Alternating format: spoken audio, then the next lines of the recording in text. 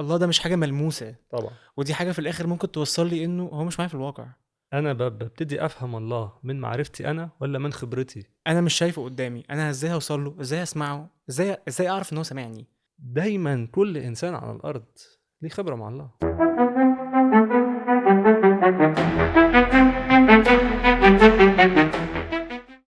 تنويه هام. الحلقة دي مش مجرد دردشة خيالية، ده تعمق في الذات الإلهية. لو لقيت الكلام صعب عادي، أنا كمان كنت شايفه صعب في الأول. هنستناك تقول أنا وصلت أو ما وصلتش ليه. ازيك يا أستاذ رد؟ اهلا بيك. عامل إيه؟ حلو. أخبار أخبار اليونان إيه؟ كويسة. أنت في اليونان صح؟ اغلب الوقت. أوكي. كنت بفكر إن أنت في اليونان في موضوع الحلقة دي. مم. لو أنا هتكلم معاك في حاجة، لو أنا هبدأ آه يعني أول حاجة جت في فكري عامة وإن أنا هتكلم معاك واليونان وكده، الآلهة اليونانية مم. بشكل عام. مم. فقعدت ادور كتير قوي انا وتشات جي بي تي يعني بصراحه. ومهم وانا بدور بساله ايه حاجات انا اديت له توبيك الحلقه كلها، قلت له ايه حاجات في الالهه اليونانيه مم. بتفكرك شويه بالتوبيك ده. مم. فاداني الصوره دي. مم. ده واحد اسمه بروميثيوس لو انا قلت الاسم صح، يعني مم. اللي هو واخد النار. ايوه. والراجل اللي واقف ورا ده اكشلي اله، يعني ده مم. اله واقف. ايوه. وهو هو اله مش فاكر اسمه ايه، بس هو اله الصنعه بتاعت الحديد. ايوه. واله ليه علاقه شويه بالالوهيه او ايوه. ال... يعني المصدر الالهي ده. فالراجل ده بروميثيوس ده يبقى تايتن. انا ما عرفتش مم. يعني ايه تايتن بصراحه، مم. بس انا فاهمه ان هو مش انسان ومش اله، هو حاجه ايوه. في النص كده، يعني ايوه. درجه في النص. وان هو دخل في يوم كان البشر ما عندهمش نار، ما كانش عندهم دفء، مم. وكانت الجو ساقع جدا. وان هو دخل ومن حبه في البشر سرق النار دي، وانت شايف بالك بيتسحب شويه، مم. سرق النار دي من الراجل ده او الاله ده يعني. ونزل واداها للبشر وعلمهم. مم. فقعدت اساله هي النار دي كانت بتمثل ايه، وقعدت اعمل شويه ريسيرش، لقيت ان النار دي كانت بتمثل الالوهيه كنار، كانت مم. بتمثل الدفء، كانت بتمثل حب، مم. وكانت حاجة للآلهة بس التمتع بيها. مم. بس ازاي ان البشر كانوا دايما بيسعوا ان هم عايزين النار دي، وده كان في الاخر سبب ان هو ساعدهم فيها. وفي الاخر هو اتعاقب يعني، وكان كل يوم في نسر بيجي ياكل كبدته باين وبيجري حاجه كده يعني. مم. بس ما علينا من ده. اللي انا عايز اوصل له او اللي انا عايز اسال فيه هي حته ازاي البشر كانوا مشغولين قوي بان هو ياخدوا حاجه من الالهه. مم. فاهم قصدي؟ ال- ده سؤال جميل عشان انت، هو اليونان من ضمن ال الشعوب اللي كان عندها بحث عن الآلهة، بس هي مش الشعب الوحيد اوكي. ومش أول شعب. في شعوب كتيرة قبل كده عندها السؤال ده. مم. وعندهم السؤال اللي أعتقد يجي كمان هما الآلهة عندهم إيه الإنسان مش عنده. فهو لو بنفكر بالطريقة دي هتلاقي إنه حتى في شرق آسيا، في مصر، في ما بين النهرين، مم. في أمريكا اللاتينية حتى بعدها بشوية، كل شعب كان بيدور على إجابات لأسئلة هو مش عارف يجاوب عليها. مم. عايز يلاقي مصدر لحاجة هو بعيدة عن مناله. يعني في يومه الطبيعي بيلاقي حاجات مش عارف يسيطر عليها، اوكي. فبيفكر إن يبقى في حاجة أكبر من كده عندها الإجابة لده، مم. عندها مصدر لاستيفاء الرغبة دي أو للحاجة دي. مم. فكل حاجة، كل احتياج عنده كان بيعكس آلهة هو بيدور عليها. عشان كده يعني أنا بفكر معاك وانت بتقول ان هو يعني ملوش سلطة عليها او ان هو كده، زي النيل مثلا امم. والفيضان اللي كان بيحصل في ايوه. مصر. ايوه. ورغم انه كان مضر بس هو كان اله. ايوه. مم. فهي هنا السؤال اعتقد انهي دي الاول، الآلهة ولا التفكير على الآلهة؟ في العصور القديمة مين يعني هو لقى حاجة مش فاهمها فترجمها ان هي تبقى آلهة، وبعد كده راح بأثر رجعي يفهم يعني ايه دلوقتي الآلهة دي اللي بتعمل كده. ماشي. ومثلا في بعض القبائل مم. في بعض البلاد بيبقى عندهم طقس للمطر، طقس للزراعة بيعملوه في كل موسم علشان الآلهة تجيب وتنعم عليهم بالمطر ده، تبارك تنعم ده. عليهم بالرخاء. وهم عارفين ده بيحصل كل سنة، مم. بس في نفس الوقت بيعملوا طقوس دي عشان لو ما عملوهاش الآلهة ممكن ممكن تغضب توقف عليهم. مم. اللي بتعمله ده. اوكي. فهنا بنسأل السؤال هو أنهي دي الأول، الملاحظة على التغير البيئي ده اللي بيحصل كل شوية وكل سنة بطريقة دورية، ولا فكرهم عن الآلهة؟ طب لو افترضت معاك ان هي فكرهم عن الآلهة، مم. وازاي كل شعب فيهم كان ليه يعني ماشي، هم كلهم كانوا مختلفين شوية في الآلهة، بس زي ما احنا قلنا انه مم. الدافع شبه واحد. صح. ان هو بيحاول، يا اما بيحاول يفسر حاجة يس. بتحصل، يا اما هو بيحاول يتقي شر صح. حاجة ممكن تحصل له، او ياخد خير من حاجة. مم. بس انا حاسس ان في الاول وفي الاخر يعني هو بيسعى ان هو يحقق حاجة معينة. يعني هو في حاجة جواه مم. في الاتنين، حاسس ان في دافع مشترك في الاتنين. ممكن يبقى خوف، او ممكن يبقى ان هو بيحاول يشرح وجود حاجة. هو الاثنين يعني، مش واحدة، هو الاثنين صح جدا. واعتقد حاجة تساعدنا شوية نفهم انه اغلب او كل الديانات، على قد ما الابحاث طلعت وكل بيسموها اساطير، مع ان الكلمة دي يعني عندها شيء من السلبي شوية، بس هي مش حاجة سلبية يعني. ماشي. اساطير بمعنى فكرة انه حاجة الانسان ما عندوش، احنا بنستخدم كلمة اساطير دلوقتي يعني، حاجة الانسان ما عندوش دليل قاطع ان ده انها حصل ولا كانت لا، موجودة فبيسميها اساطير. اوكي. ده ما يقولش ان هي حصلت ولا لا، بس يعني مش ده السؤال اللي بنقول عليه. مم. بس كل البدايات في الديانات اللي عارفينها لغايه دلوقتي، بدايه الالهه دايما كان في شيء من الفوضى، مم. بيسموه كاوس، شيء من الفوضى. ومن خلال الفوضى دي طلع الالهه الكبرى، ان كان نوع الديانه. والالهه دي هي اللي ابتدت تحط نظام، تحط اوردر، بيسموه نظام، اوكي. زي حاجه بتحل المشكله اللي موجوده انه مفيش نظام للحياه، وهو الالهه دي بتعمل نظام. مم. ومن خلال النظام ده ابتدت بقى كل ديانه بقى ليها طريقتها في عرض قصه البدء او التكوين بتاع ايوه، حاجه، ايوه. كل بتاع الخليقه. وبيحاول يفهم من ده ابتدت الهات اخرى تطلع ازاي، ابتدى يخلق الانسان ازاي مم. الالهات دي.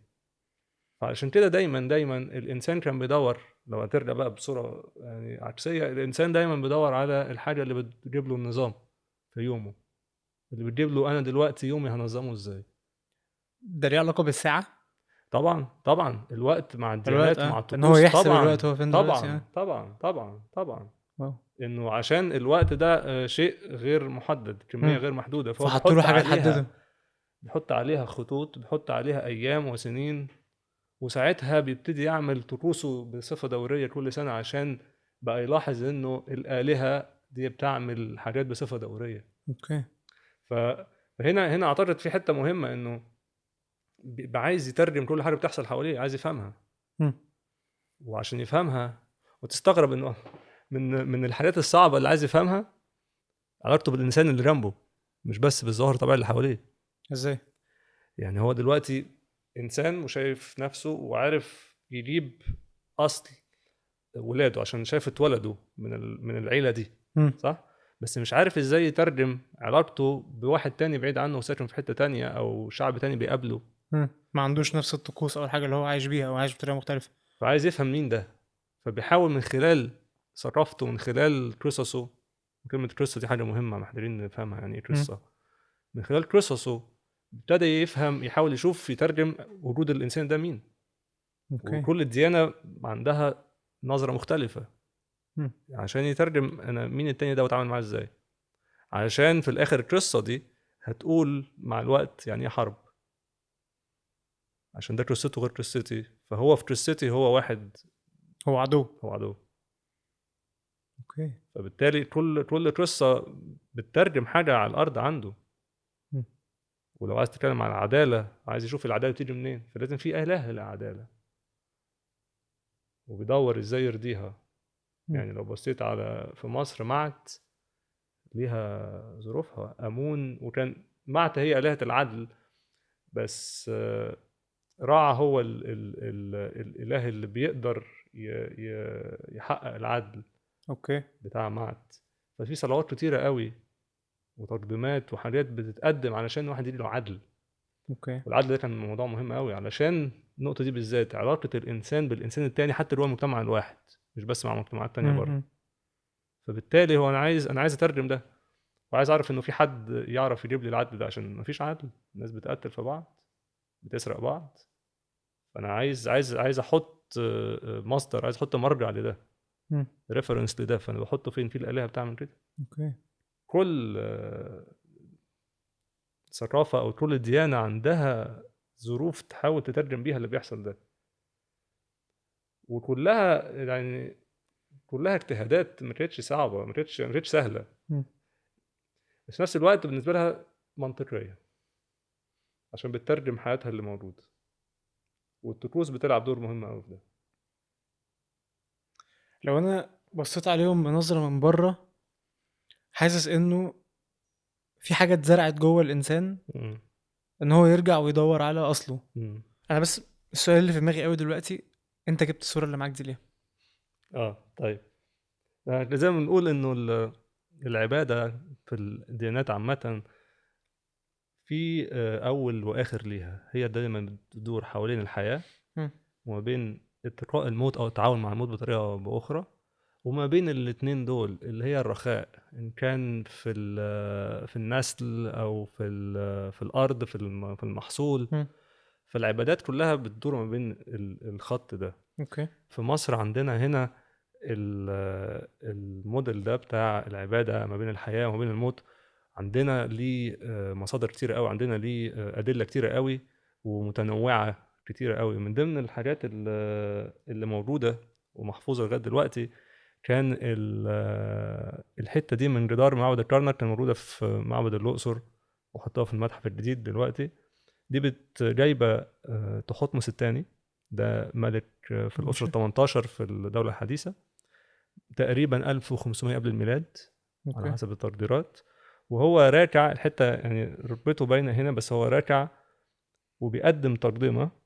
وهنا في يد، عشان هي مكسورة مش واضح قوي كل تكملتها، في يد الآلهة، أغلب الظن أمون رع، اوكي. وبتديله العنخ اللي هي الحياة، مفتاح اوكي. الحياة. فهو هنا راكع كملك، راكع وبيقدم تقدمة بإيده الاتنين، ما عندوش إيد فيها حاجة تانية، هي الإيدتين فيها التقدمة، يعني كل ما في حياته بيقدمه اوكي. علشان ياخد الحياة دي. بس الحياة دي حياة إلهية، علشان كملك، عشان يثبت ان هو ملك لازم يكون عنده دم إلهي، لازم يكون عنده حياة، من اوكي. عنده تصديق من الآلهة. عشان كده بيقولوا عليهم الفراعنة كانوا إله وإنسان. بالظبط. يعني ابتدت تتطور اه مع اه. الوقت انه بيقوم بالدورين ده. مم. بس هو دي كلها فكرة انه مش من عنده، مش بياخد ده من نفسه، لازم بيعمل في الاخر بيتضع، بينزل قدام الآلهة وبيقدم احسن ما عنده علشان ياخد الحياة دي. فده حاجة مهمة قوي، ان هو مش مصدر الحياة. حتى لو بقى آلهة مش بيفضل هو مصدر الحياة، ما يقدرش ياخد من نفسه ده.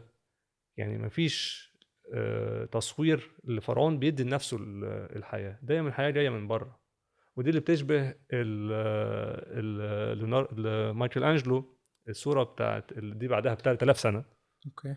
انه ازاي بيصوروا الله بيوضر ايده لآدم عشان يديله الحياة. مم. بس الإبداع في الحتة الفرعونية انه بيوري يعني ايه في عبادة، لازم يكون الاتضاع ده. في الاتضاع وفي التقدمة، وبيقدم أي حاجة عنده علشان ياخد الحياة دي. اوكي. ف بيبين برضه هنا، نقدر يعني نفهم برضه فرق 3000 سنة وفرق الثقافة، ازاي دول كانوا فاهمين حاجة أعمق بكتير من مايكل أنجلو. مايكل أنجلو كان في عصره فاهم شوية حاجات طبعا متطورة، بس شالوا حتة العبادة والحتة الإنسانية اللي يقدر يقدم ما أحسن عنده. وهو بس في الآخر في الصورتين أو في التصويرين دول هو ما عندوش مقدرة إنه يدي حياة لنفسه. فهو فاهم كويس إنه حياته بما كل حاجة فيها جاية من مصدر تاني. فده أعتقد من الحاجات اللي كانت مهمة أوي أوي أوي في التطور الفكر الإنساني، إنه إزاي أنا بفهم إنه مصدري مش من نفسي. وكل الديانات كل الديانات بتتفق انه الانسان مش هو مصدر خلقة نفسه. فده في حد ذاته كان يعني اعلان، زي ما بتقول اتفق كل جدا. واحد عارف من جواه، مخلوق عارف من جواه مم. انه في حاجة تانية بره. اكبر منه. اه. انا همسك الكلام ده عليك بعدين، وهرجع يعني اتكلم عليه تاني، بس عايز اتكلم عليه في منظور تاني. امم.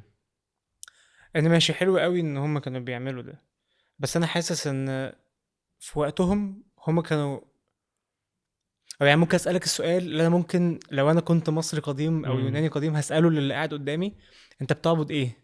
إمم. فاهم قصدي؟ فانا ممكن اسالك انت كمان السؤال ده، ويعني هيفرق معايا قوي التعريف عشان بعدها ارجع اقول لك: طيب ازاي بقى انت بتقدم التقدمه دي او بتتضع امام الاله ده عشان إمم. يبقى فيها فعلا عباده حقيقيه؟ ده أعتقد ده سؤال هيختلف بطريقة جذرية ما قبل المسيح وما بعد المسيح. ليه؟ يعني إحنا نقدر نفهم إنه الديانات ما قبل المسيح أيًا كان هي كانت فين، كلّها اجتهادات من داخل الإنسان علشان يوصل لحق. للاله. فنقدر نفهم إنه في كل شعب كان في اجتهادات واجتهادات قيّمة واجتهادات مهمة واجتهادات حقيقية اتجاهات راحة في اتجاه إنه في حاجة بتحصل مهمة هتحصل قريب. يعني إن كان الفلاسفة اليونانيين أو الآلهة اليونانية أو العبادات المصرية أو عبادات آسيوية، كل ده ما كانش حاجة خارجة عن التدبير الإلهي. فكل الشعوب كانت بتجتهد بتحاول توصل لحق، بتحاول توصل لما أقرب ما يمكن للقصة الحقيقية. حتى في العصر القديم المصري القديم جم في وقته عايزين يوحدوا الآلهة عشان كانوا بيحاولوا مم. يفهموا إنه هي في مصدر واحد، أيوة. أكيد في مصدر واحد. كلها اجتهادات في كل العصور عشان توصل لحاجة مهمة. وهنا الاجتهادات ما كانتش كلها اجتهادات في الاتجاه السليم، كان في طبعا في ديستورشن، تشتت في او. تشتتات. مم. بس ده لا يمنع انه كان في حاجة حقيقية، لا يمنع انه الله لا يترك نفسه بلا شاهد. صح. اهم ما حصل تطور وفهم كويس انه في الشعب اليهودي، هو الشعب اليهودي عنده قصته. مش هتفهم يعني ايه قصة. قصة يعني احنا بنترجم حياتنا على اساس ايه، احنا الهوية بتاعتنا الاداتي بتاعتنا عاملة ازاي، احنا مين. مم. احنا مين، بحاول ارجع لورا لورا لورا ايوه. لغاية لما اوصل لحاجة مهمة قوي. فالشعب اليهودي كان فاكر ان هي دي قصته هو بس. عشان كده كانوا دايما بيرجعوا لابراهيم، بالظبط، ان احنا وعايز اولاد يفتكر ان دي ابراهيم. قصته هو بس مش قصة حد تاني. احنا دلوقتي نقدر نفهم ان دي قصة البشرية كلها. وهنا نقدر نفهم حاجة مهمة قوي، انه احنا ابتدينا حوارنا بانه الانسان بيحاول يعرف الآلهة، بس اللي بنفهمه من الكتاب المقدس إن الله اللي بيعلن نفسه للناس. وده اختلاف كبير، إنه مش أنا اللي باكتشف من هو الآلهة، لأ ده الآلهة اللي بتقول لي أنا مين. فأنا علاقتي معاها هي اللي بتقول لي أنا مين. ما انا مين دي معناه ان انا مش يعني هنقد نفسي ان انا مش بعبد ايه، انا إمم. بعبد مين. آه، ماشي، آه. المين ده بقى يعني انا دلوقتي اعرف رياض إمم، من اسبوعين مثلا فور اكزامبل، انا ما كنتش اعرف رياض. إمم، لما قعدت معاه واتكلمنا وقاعدين دلوقتي سوا بنتكلم انا إمم، بدات اعرف رياض. إمم. بس انا الله ده مش حاجه ملموسه، طبعًا. ودي حاجه في الاخر ممكن توصل لي انه هو مش معايا في الواقع. ما هو انا مش شايفه قدامي، انا ازاي هوصل له؟ ازاي اسمعه؟ ازاي اعرف ان هو سامعني؟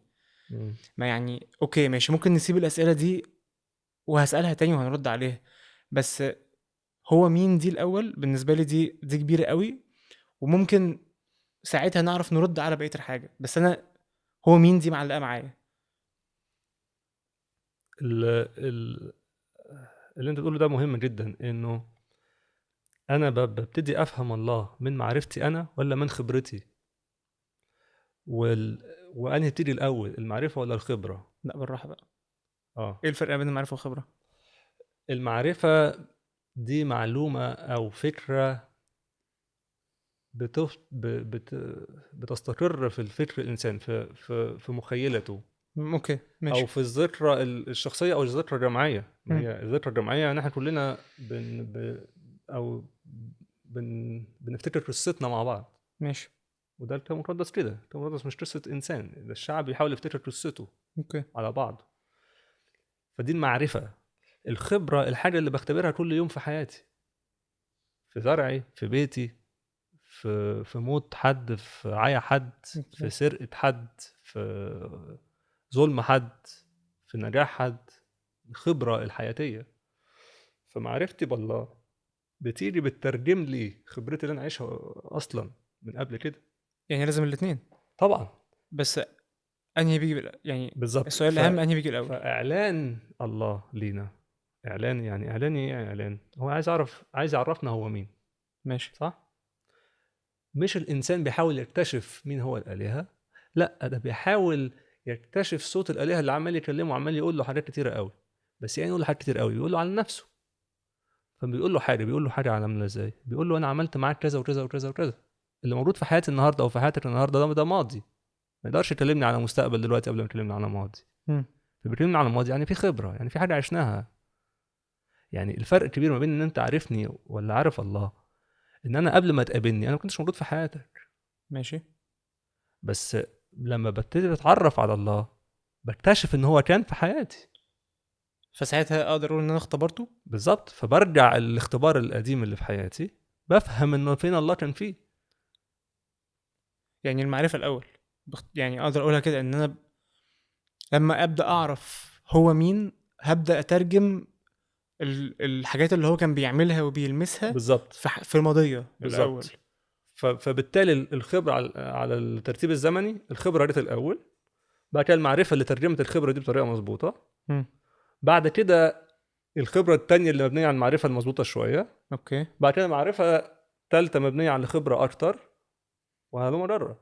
حاجه من الحاجات اللي انا كنا بنتكلم فيها انه يمكن دي يعني ربطت قوي معايا في دماغي دلوقتي، الناس اللي هي بتبقى جايه صدفه، اللي هو بيتقال لها من هم صغيرين انت مم. انت ما كنتش مقصود، اتقال بشكل ايجابي او سلبي يعني، بس قصدي ان انت ما كنتش مقصود، انت ما كنتش يعني ما كناش عايزين قوي دلوقتي. و ازاي دي حاجه يعني ممكن تخلق جوايا انه انا مش مرغوب فيا، فافضل عايش حياتي كلها ان انا عندي معلومه عن نفسي ان انا مش مرغوب فيا، وكل حياتي بتقول ان انا مش مرغوب فيا، ما اذا كان اهلي مش عايزيني مين هيبقى عايزني؟ بس لو حطيت الحته اللي انت قلتها دي دلوقتي، ان انا رجعت بدات اعرف الله، فلقيت ان خبرتي اللي فاتت دي كلها إن هو كان موجود، ان هو اوجد ده اصلا، فاقدر اترجم بعدها كده، فاقدر اقول ان دي المعرفه والخبره كاذن يعني مثل ده طبعا. اكزامبل يمشي. طبعا. اوكي. طبعا ما هو ده. لما بنقرا في اعمال 17 بيقول به نتحرك ونولد. امم. فكره انه احنا اصلا موجود حتى احنا مش مدركينه. فادراكنا البشري ما ينفعش نحطه هو قبل الخبره. يعني الفرق ما بين القصص وبعضها في الديانات المختلفه. طبعا في حاجات متشابهه كتير اكيد عشان دي جزء من الحق. عشان البشر برضو في الاخر. عشان جزء من الحق ايوه. عرفنا نوصل لحاجه ماشي. مظبوطه. ولكن الديستورشن او التشتيت اللي في القصه ده ترجمه غلط للخبره اللي عاشوها. امم. ارجاع حاجه لاصل مش مظبوط. فالترجمه الغلط دي حاجه يعني كلنا معرضين ليها.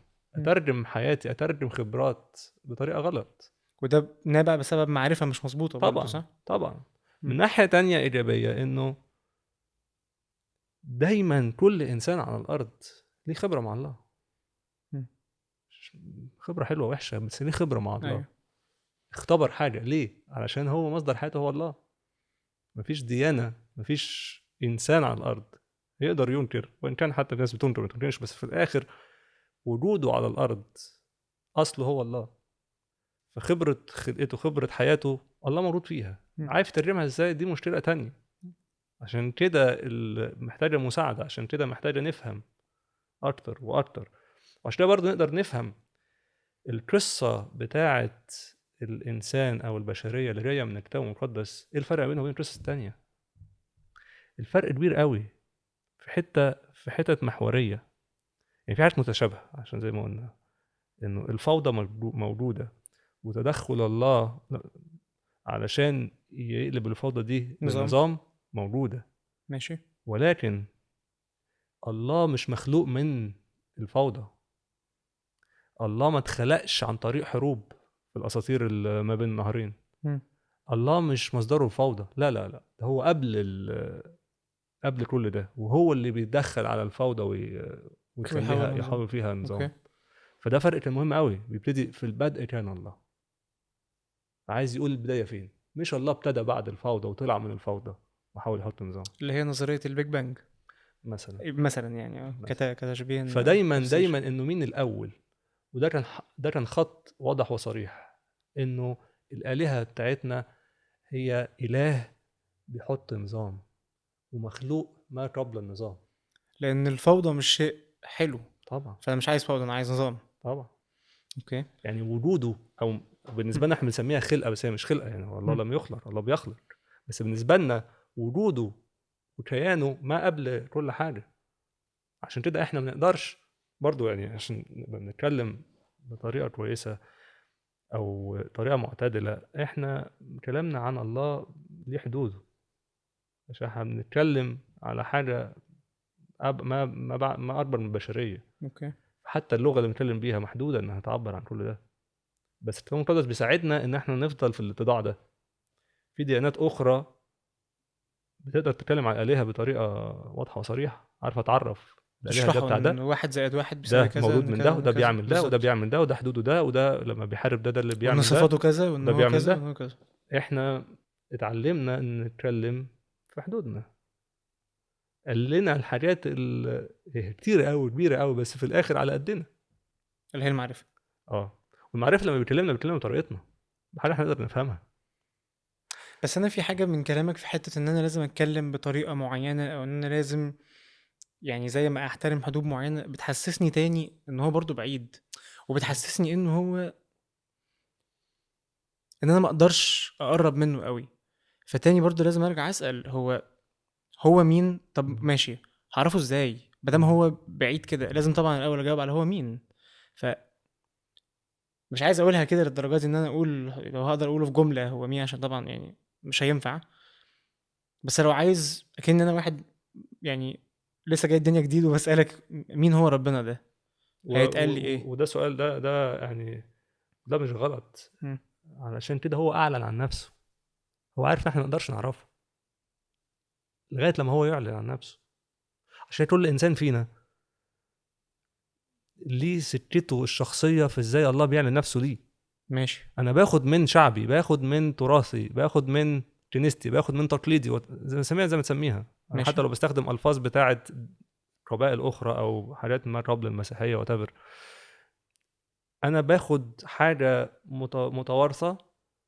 بس هي مش هتفضل حاجه حقيقيه في حياتي لغايه لما الله فعلا يعلن نفسه ليا، يخلي الكلام ده اللي انا سامعه عنه حقيقي في حياتي. مم. ده كلام بولس الرسول.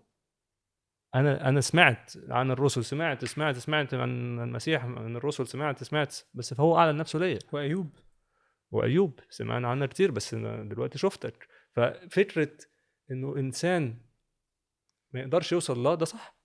عشان كده الله اللي لازم يوصل الانسان. عشان كده عشان كده هو التجسد، التجسد. التجسد ده هو ده النقطه المحوريه، النقطه الجذريه. اوكي، جزء من التجسد بقى في ان ماشي ان الله بقى انسان. مم. حلو قوي. انا في القصه اللي معايا من مين، من يسوع المسيح. القصه اللي معايا هي اخر 3 سنين ونص هو قعدهم تقريبا على الارض، وممكن الشويه اللي هو قعدهم بعدها مع الرسل لغايه لما صعد. بس انا في 30 سنه احنا ما نعرفش هو كان بيعمل ايه او هو كان فين. ويمكن دي حاجه احنا قلناها قبل كده، النظريه اللي كانت موجوده اللي بتقول ان هو كان موجود في الهند بيتعلم حاجات، وان هو كان نظريه يعني ملهاش اي دليل، بس يعني ممكن يكون ليها، بس انا ما اعرفش. بس قصدي انه اول 30 سنه دي حاسس انها حاجه تفرق قوي في معرفتي بيه، او ان هو بيها ممكن يكون بيعلن لي هو مين اكتر، لما اعرف بس انت كنت بتعمل ايه في الوقت ده كله. دي 30 سنه يعني، فاهم قصدي؟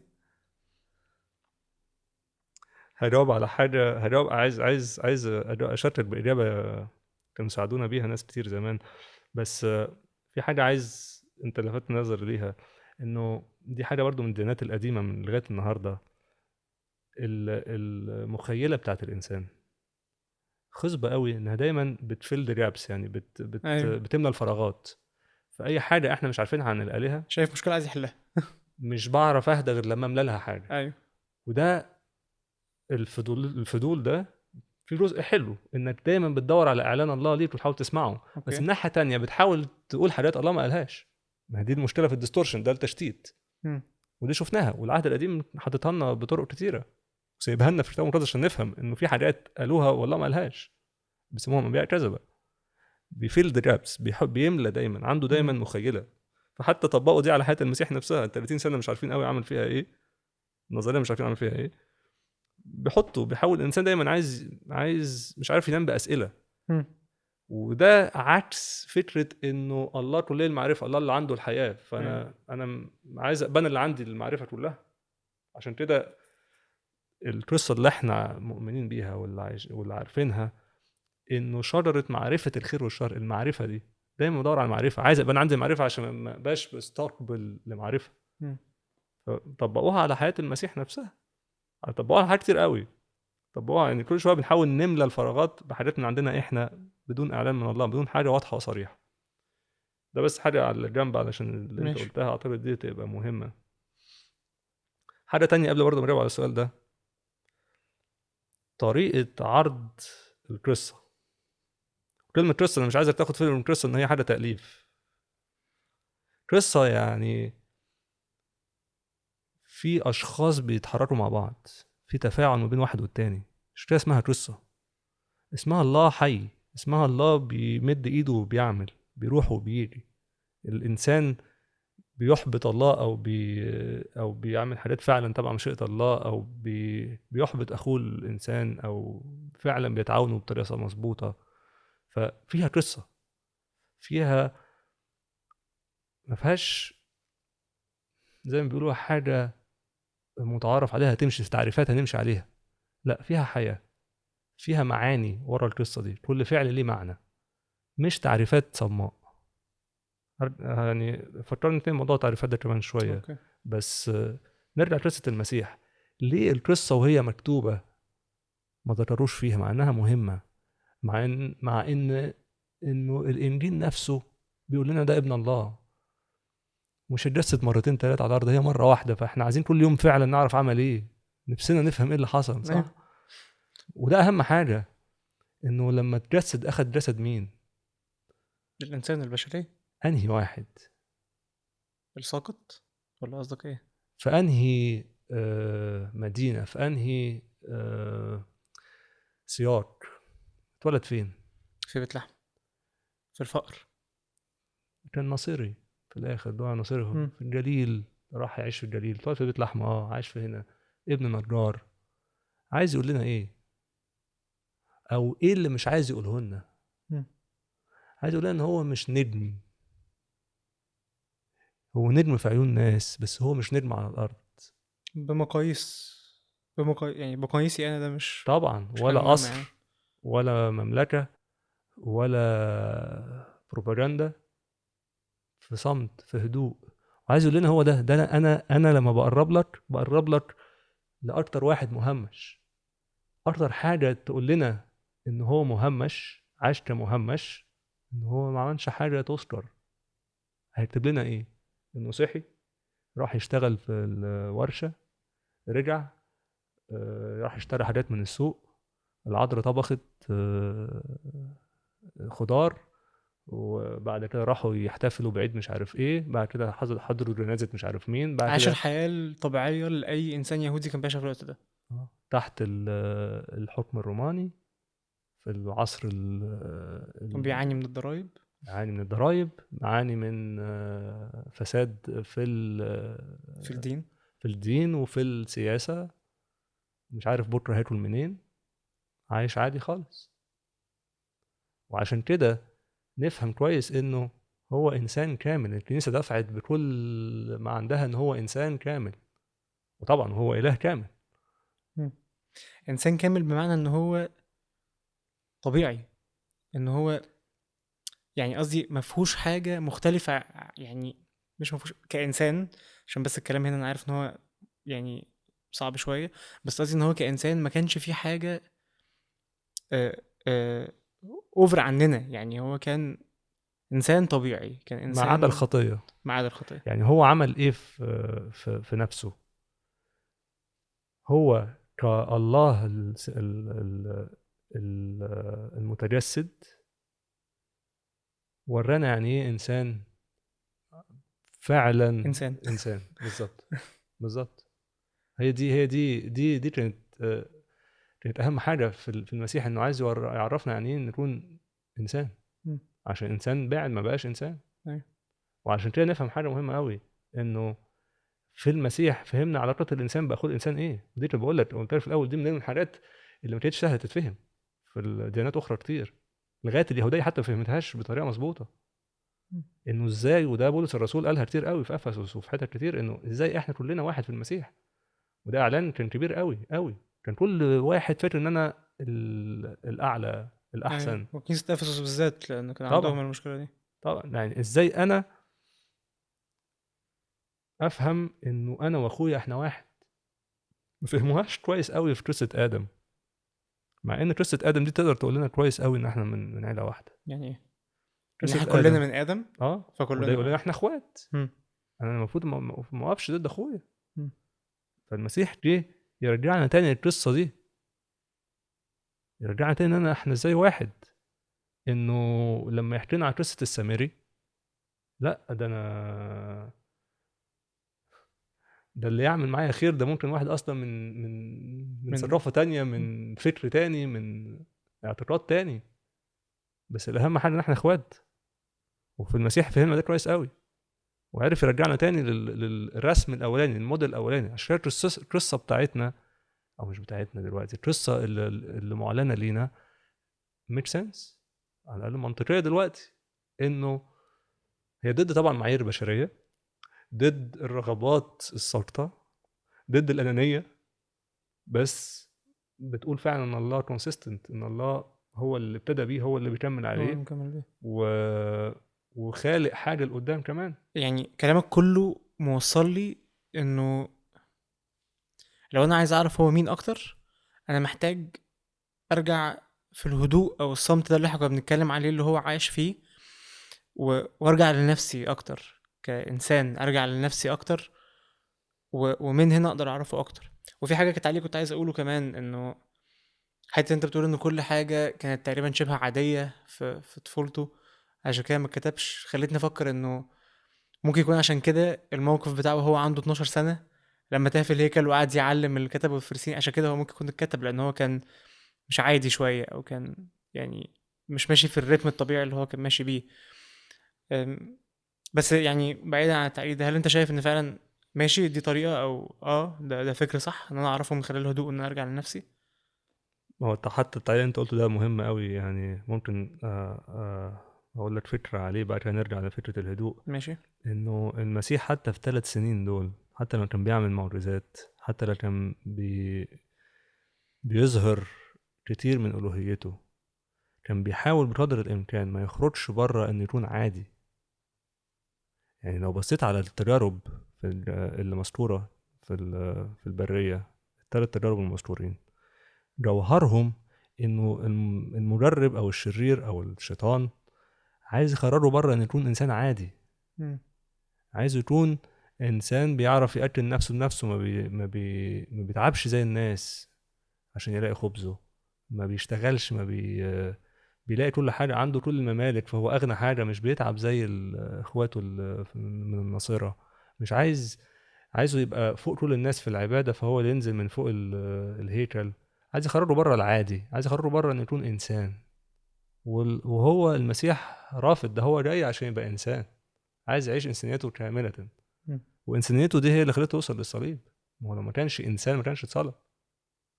حتى ال3 سنين اللي مذكورين عندنا يقدروا يدونا يقدروا يدونا شويه مؤشرات ال 30 سنه دول كانوا ايه. يعني مثلا في انجيل يوحنا في الصح الخامس بيقول لك على مريض بركة بيت حسدة، ماشي. صح؟ قعد كام سنه ده؟ 38. ماشي. المسيح كان عنده كام سنه لما قابله؟ ممكن نقول في 31. يعني هل اول مره المسيح يعدي على البركه دي؟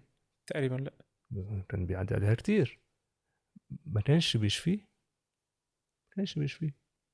عايز يعيش معاه الحضور الإنساني الطبيعي المتألم مع المتألم. طب التاني اللي بقاله 40 سنة اللي بطرس ويوحنا شافوه، ده 40 منكر. سنة أكيد كان موجود، وحتى هو موجود وقت ال3 سنين ونص بتاع المسيح بتاع خدمته، مم. صح؟ مم. بس المسيح عايز يقول لنا أنا إنسان معاكم، أهم حاجة إن أنا الله معاكم، مش فكرة إن أنا بغير كل حاجة وأنا اللي عندي كل حاجة وبعملها وخلاص. أنت مالكش، انت بس مستقبل وخلاص، انت انسان مالكش وجود. لا، انت حياتك مهمة عند الله. انت حياتك كإنسان، بتعبك بفرحك بكل حاجة، انت مهم قوي عندي ان انا اعيش معاك ده. مم. فالعلاقة دي ما شفناهاش غير في المسيح، ما فهمناهاش قبل كده، مع انها موجودة مع الله. الله موجود وبيعملها، وكان متألم مع شعب إسرائيل، بيقول أنا سمعت أنين شعبي ونزلت لأخلصهم، قال كده. بس ما اكتملتش الإعلان ده، بيسموه إعلان، غير في المسيح. غير في المسيح. شفنا واحد عايش معانا وعايش في أصعب ظروفنا، فالإعلان ده ابتدينا دلوقتي فتح عيوننا. الروح القدس جوانا بقى يساعدنا النهارده كل يوم ازاي اشوف المسيح في المتألم وفي التعبان وفي العادي، في المهمش، في اللي هو مش موجود في سنتر في مركز الصورة، واحد في الجنب كده.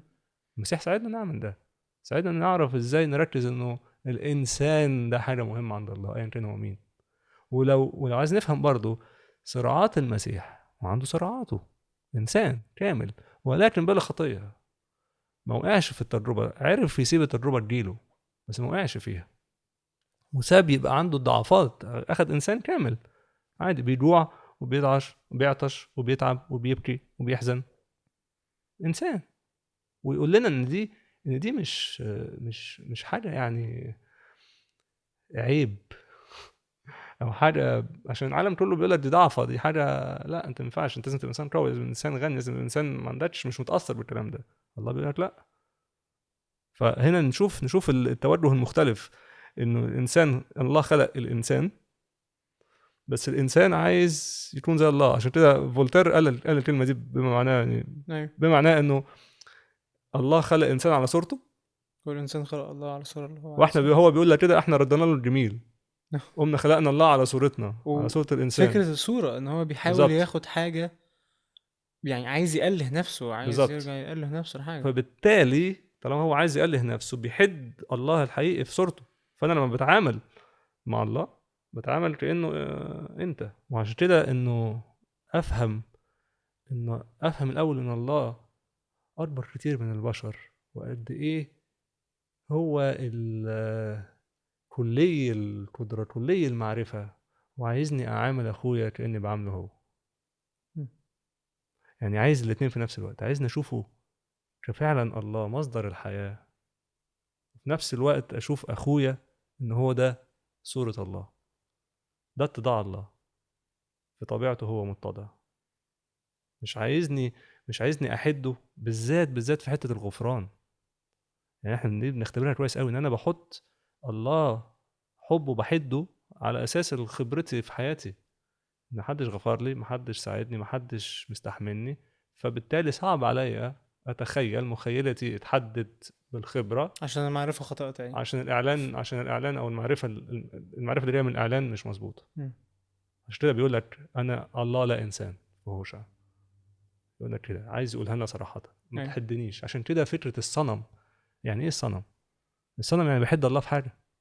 في الخشبة دي او أه. في الطوبة دي. وعشان كده تعريفات، يعني إن أنا أتكلم عن الله في صورة تعريفات كانت خطيرة قوي، عشان معناه ان انا بحده. والكنيسة عملتها على مضض وبطرق محدودة قوي. قانون الإيمان مثلا، طيب. بتحاول تعمله بالظبط، بتعمله على مضض وحلول علشان الديستورشن تتحد شوية. ولكن الصورة الأمثل اللي الكنيسة دايما بتحبها القصص. يعني احنا الإنجيل مكتوب عن صورة قصص، مم. محدش يعني لو فكرت كده، مم. ليه الأربع أناجيل وأعمال الرسل قصص؟ علشان سر المسيح مش هيوصل غير من غير قصة. عشان لو حطيت التعريفات بتصنم الله، بتحده في حاجة. القصة وراها، حتى جوه القصة كان في أمثال. دايما الفكرة الشعرية، الشعر ده من أجمل الحاجات اللي نقدر نتكلم فيها عن الله.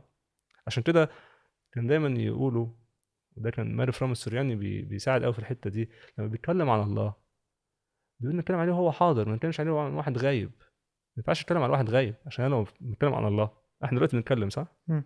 والكلامنا ده محتمل للخطأ طبعا. أكيد.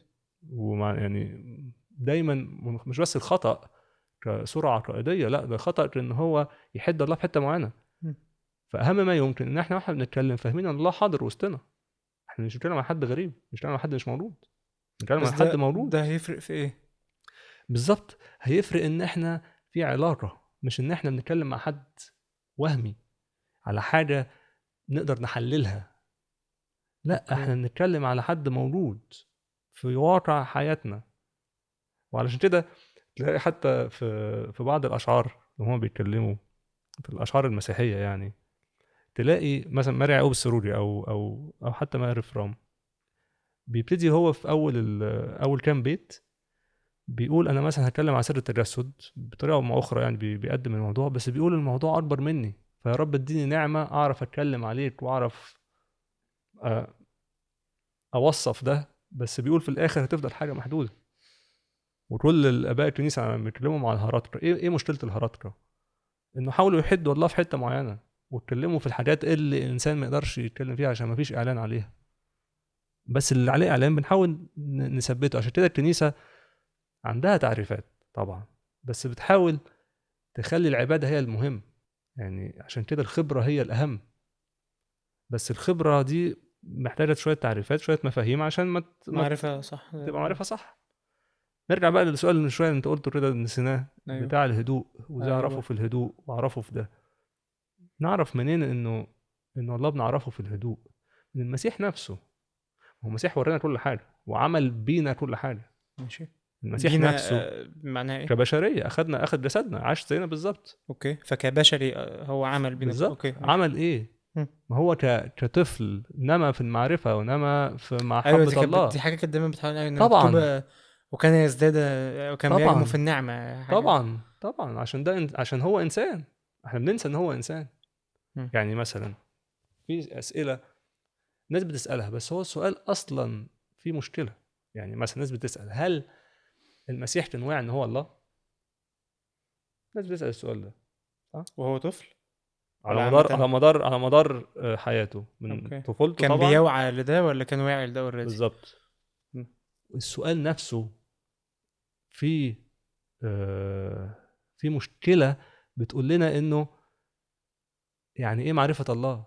معرفه الله يعني بختبره في يومي النهارده، يعني بعرف ان هو حاضر معايا، يعني انا في مشيئته، يعني انا موافقه وحاسس بسلام داخلي. هل المسيح كان عايش بده؟ طبعا عايش بده.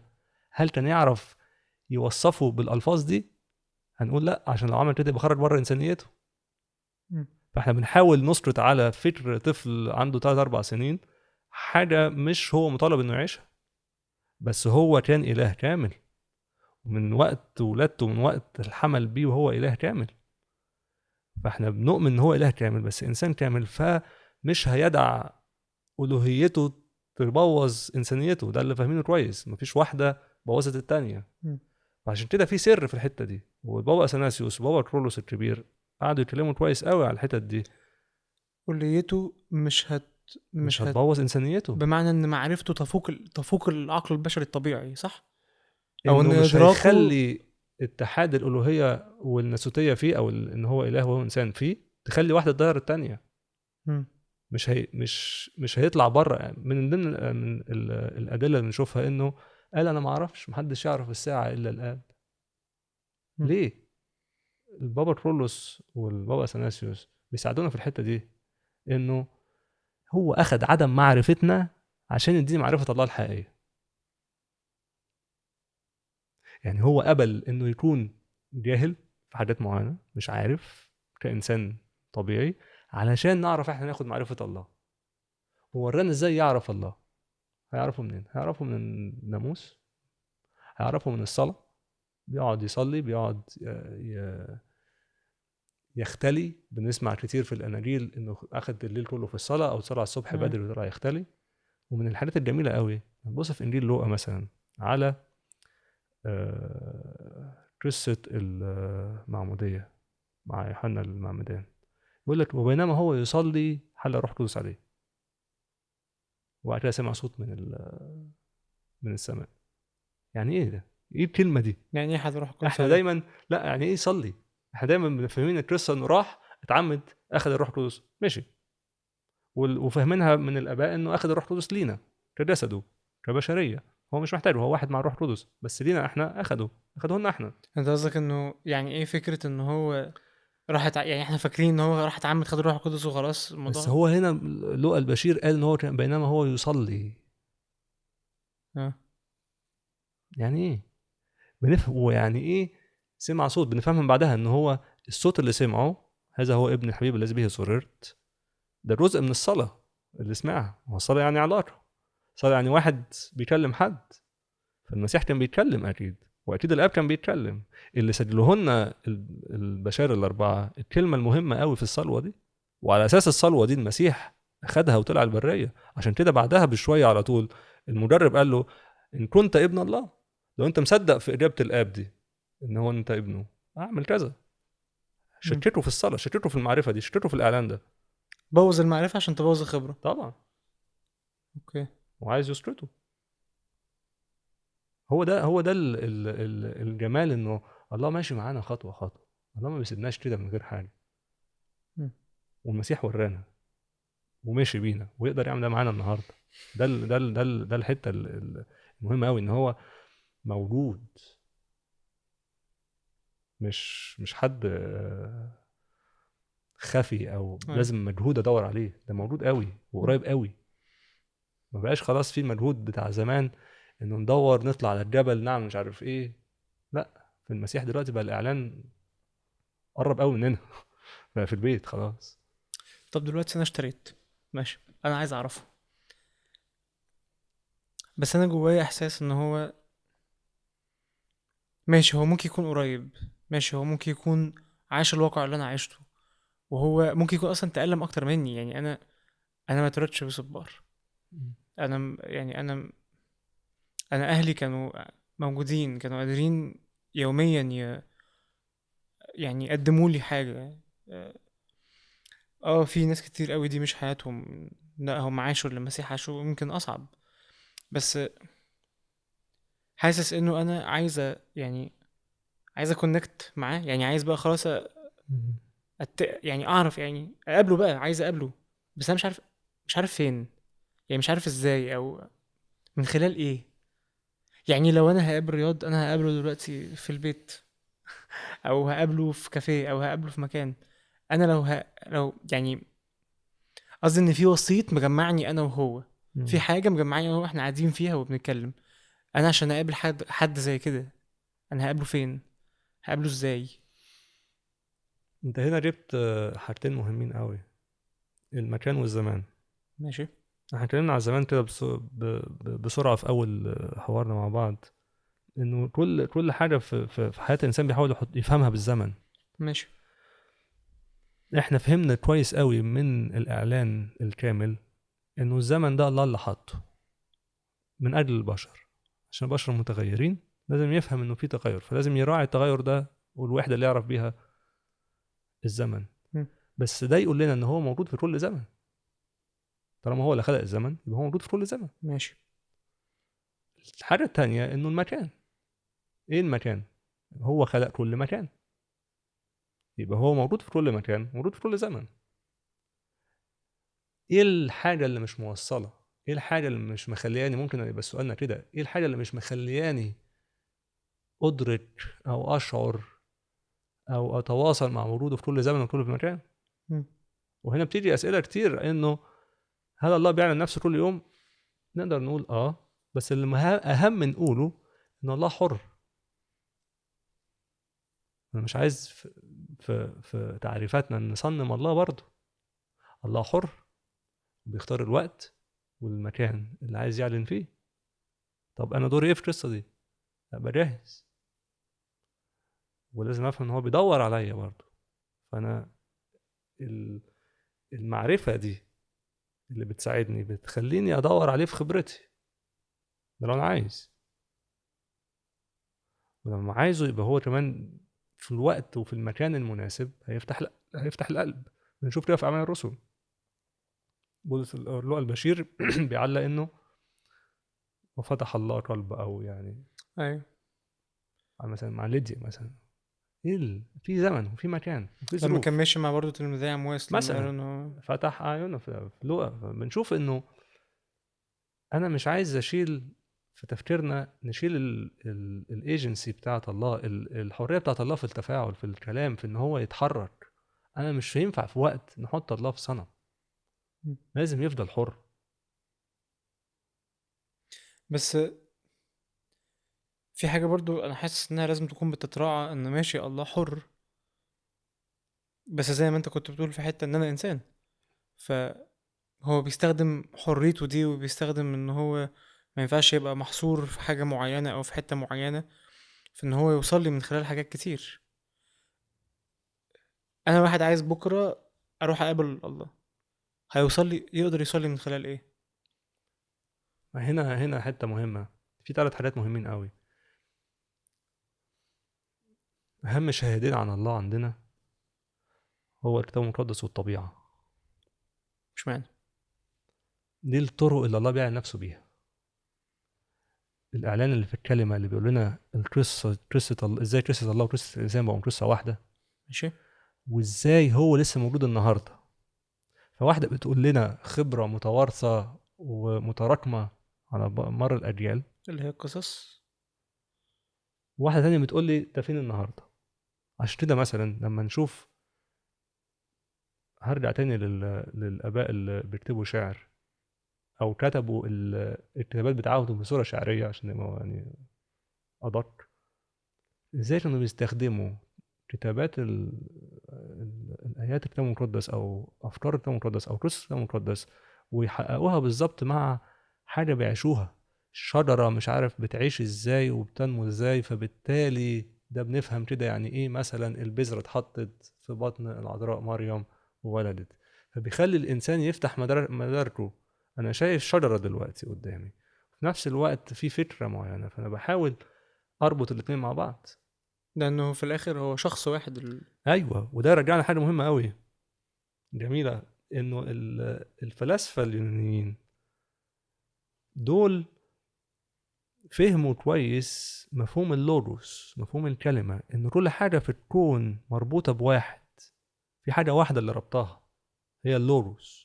ودي الكلمه اللي يوحنا الحبيب استخدمها، بدر كان الكلمه. الكلمه دي هي دي عقل الكون، هي دي اللي مالكه كل الكون، اللي من غيرها الكون ما يثبتش، كل ما في الكون. ايه هي الكلمة؟ بالظبط، هي ابن الله المتجسد. ماشي. عشان كده نفهم انه هي بنسموها في عقل الله الناطق، يعني هي دي الفكر، هو ده فكر الله، فان كل حاجه هي في الله. فبالتالي ما بقاش من الصعب قوي اربط حاجات كتيره بتحصل حواليا، لانها كلها من الكلمة عشان دي. كلها من الكلمه. هي كلها من الكلمه والابداع بتاع الاعلان اللي في انجيل يوحنا انه قال لنا انه الكلمه دي هي الله، مم. مش حاجه منفصله عن الله، هي وان هو الله. يسوع. وبالتالي الكلمه دي صارت جسدا. مم. بعد ما يرفعك قوي، يفهمك قوي. ده الابداع بتاع ان يوحنا هو من واحد. البدء كان موجود، وان هو سبب كل حاجة، ان هو دلوقتي حد نفسه. حل بيننا، حل فينا، مم. نصب قيمته وسطنا، عايش معانا. وده جزء من عمل الكلمة في قصة البشر، طبعا. انها ان هو تجسد في وقت وصعد تاني، وان احنا في يوم هنبقى معاه. بس انا عايز اتعمق اكتر في حتة الطبيعة والكتاب المقدس دي، لان انا حاسس انها حاجات عملية شوية. يعني حاجات اقدر اعتمد عليها، ان انا مش يعني اعتمد عليها بمعنى ان انا بكرة او النهاردة لما اجي اقول انا دلوقتي يا رب عايز اقابلك بشكل ما، انا هقعد اقرا مثلا كتاب المقدس، او انا هطلع اقعد في طبيعة. فانا دوري ايه ناحية ربنا؟ يعني انا يعني احنا بقالنا كتير قوي عمالين نقول هو بيعمل معايا وهو بيعمل معايا وهو جه وهو عمل وهو عمل وهو عمل. بس انا حاسس انه انا كل ده انا شايل الحتة بتاعة الرسمة اللي انت بتتكلم عليها، بتاعة تحتمس، ان فين انا بقى، تقدمتي انا فين، وركوعي ده انا اعمله ازاي من خلال الحاجتين دي، من خلال الحاجتين بتاعة الكتاب المقدس والطبيعة، انا اقدر اقدم ازاي. لو عايز ارجع للفكره دي، فطالما انا بقبل محبه وقابلت محبه، ساعتها اقدر اقدم عباده. يعني ليه احنا مش حارين في العباده؟ ليه مش بنعبد كل يوم؟ هي مش عبادة، يعني جاية من او جاية منها، او هي جاية من كلهم معنى نفس كلمة عبد. تعبد، عبد، نفس ممكن المصدر، اه. بس ما فيهاش الحته السلبيه بتاعت اللي دلوقتي في دماغنا عن كلمه عبد. اصل يعني سيد وعبد بالنسبة لي يعني طبعا. واحد يمتلك الاخر، او واحد. أه. فاهم قصدي؟ صح. بس خليني ارجع لحته تانية، انه لو انا مش واثق وانا مش عارف مين اللي بتكلم معاه ده، فانا هروح له ليه؟ بيقول لك كده ان الله بيطلب ان يجيله ده يبقى عنده ايمان انه موجود ويجازي الذين يطلبونه، ده في عبرانيين مم. 11. فلو انا مش عارف مين ده انا هروح له ليه؟ ممكن تبقى خوفا من او اتقاء من شره. طبعا. وتاني حاجه انه لازم اكون بحبه، ففي الايمان والمحبه علشان اعرف اقرب له. احد الناس ده مثلا من 65 سنه فاتوا كان بيتكلم انه ليه الناس في الغرب عايشين في ملل. كلمه ملل، الكلمه دي اصلا مش موجوده في التراث الشرق الاوسطي، بفكره انه مفيش حد عنده وقت يمل، هو اصلا تحت ضغط الحياه مش طبيعي، فما عندوش فكره الملل، ما عندوش رفاهية ما الملل. عندوش ما رفاهيه عندوش الملل. رفاهية الملل. بس هو كغربي كان بيقول ايه اللي بيتكلم ده؟ انه الانسان ما بقاش يحب حاجه، فما بيحبش حاجه يعني ما بيبذلش من اجلها اي حاجه خالص، ما عنديش بذل، ما عنديش عطاء، ما عنديش تقدمه، مش عايز اعمل حاجه عشان مفيش حاجه بحبها. بس لو في حاجه بحبها هعملها كل حاجه. عشان كده فكره العلاقه ما بيني وبين الله لازم افهم هي نوعها ايه، والحب فين والايمان فين فيها. عشان لو دي مش موجوده انا النهارده ليه هبذل نفسي واقعد اسمع اللي احنا بنقوله ده بالمناسبه يعني. يعني ليه اقعد دلوقتي احط وقت من يومي اسمع الكلام ده واخده فعلا بصوره جديه؟ على الاقل يكون في شويه ايمان وشويه محبه، وارثهم واخدهم سمع عنهم. وده برضو يقول لنا حاجه مهمه، دور الكنيسه، دور المجتمع نفسه، دور الناس اللي اختبروا ونفسهم يساعدوا الناس اللي تختبر. عشان كده فيلم فكره تعالى وانظر دي كانت اهم حاجه عند يوحنا الحبيب في انجيله، يقول للانسان تعالى وانظر. والسامريه بعدها بشويه راحت وجابت الناس. لازم، وده دور الكنيسه. عشان كده هو اعلان جماعي، احنا عاملين في حوارنا بنتكلم بس على انا بس، هو مفيش معرفه بالله شخصيه بس، دي بتحصل في مجتمع، بتحصل في جماعه بنسميها كنيسه. يعني كده في ضلع تالت دخل في القصة، ان هو بقى بعرفه من خلال الكتاب المقدس، بعرفه من خلال الطبيعة وتعاملاته معايا من خلال الطبيعة، وبعرفه من خلال الآخر، طبعا. الحد التالت اللي في الصورة معايا أنا والله. فماشي، لو أنا دلوقتي هحطهم في ستيبس يعني عملية شوية، ممكن تبقى حاجة مش يعني مش صحية 100% إنها تبقى عملية قوي كده، بس يعني عشان أحاول أفهم أكتر. لو قلت إن أنا دلوقتي أنا هقرا الكتاب المقدس، هحاول أشوف إزاي الله ممكن يكون بيشرح نفسه أو بيوريني نفسه من خلال الحاجات اللي حواليا كطبيعة، إن هو موجود، إن هو أبدع حاجات كتير قوي في الكون، فبالتالي ممكن يكون أبدعني أنا. وأشوفه برضو من خلال الآخر. واحنا قلنا حتة الآخر دي لما كنا بنتكلم على إن أنا محتاج أشوف الآخر زي ما أنا بشوف الله، فأبقى بقدم له برضو تقدمة المحبة دي أو الاتضاع دي، لو أنا بقى هربط الكلام مع بعض شوية. بس أنا حاسس إن دي طرق عيشة العلاقة أو العلاقات، مش إيه هي بقى العلاقة اللي المفروض تكون بيني أنا والله، أو إيه هي الحاجة اللي المفروض أعيش ده في شكل إيه. يعني فاهم قوي في حتة إن اتكلمنا شوية حتة العبد والسيد اللي هو مش بيقدم لأجل خوف، هو بيقدم لأجل إن هو حابب اللي قدامه، عنده إيمان بيه بشخصه. بس يعني هل الموضوع يختصر في دي بس؟ دي حته مهمه قوي. احنا فهمنا شويه انه علاقتنا مع الله ممكن تاخد صور مختلفه، مش كلها نمطيه. ماشي. بسبب يعني حريته طبعا في حتة. وبسبب ان هو حي. يعني انت ممكن مع باباك تبقى صاحبه في وقت، وبعدين أبقى ابنه في بس وقت. ممكن ابنه برضه. م. ولو في مدرسة تبقى الطالب بتاعه. قصدي في إمكانية إنه مع الله يبقى عندنا صور مختلفة للعلاقة دي. علاقة أوكي. الحاجة اللي مفهمينها كويس كعلاقة أولية إن هو خالق، هو مصدر الحياة. الحياة ما بتجيش من حتة يعني تانية. فهمنا كويس إن هو مصدر الحياة، هو الحياة. فأنا كمخلوق وبقرب له وبفكر فيه، صح إن أنا أفكر فيه كخالق وأنا مخلوق. أوكي. ان انا محتاج للعلاقه دي انها تبقى تفضل موجوده، بفكره انه انا ما ينفعش ابقى مصدر حياتي، مم. ولو انا فكرت ان انا مصدر حياتي يبقى انا مش محتاج لآلهة، ايوه. مش محتاج لحد اللي اعبده. ولو كده انا يعني في ذهني برضو افسس، رساله افسس لما بيقول قبلا كنت قبلا، يعني قبل المسيح او بلا مسيح، بلا اله في العالم، مالكش حد، مالكش رجاء في حته، ما تعرفش ايه اللي بيحصل، الموضوع ده منين رايح فين، عايش في فراغ مميت. فعشان كده محتاج ابقى بفهم انه ليا خالق وانا مخلوق، وده سهل افهمه لما ابص على نفسي، ابص على الطبيعه، ابص على الحياه. مم. بص، هلاقي ان اظن ده اللي هم وصلوا له بسبب طبعا الفراعنه، ان هو بص حواليه وحس اكيد الحاجات دي مش جايه طبعا كده. طبعا. ماشي. دي خالق ومخلوق. دي حته مهمه جدا. مم. الحته التانية الناس بتفهمها بطريقه ساعات سلبيه، انه سيد وعبد. زي ما كنا بنقول. بس الله ما سابهاش كده.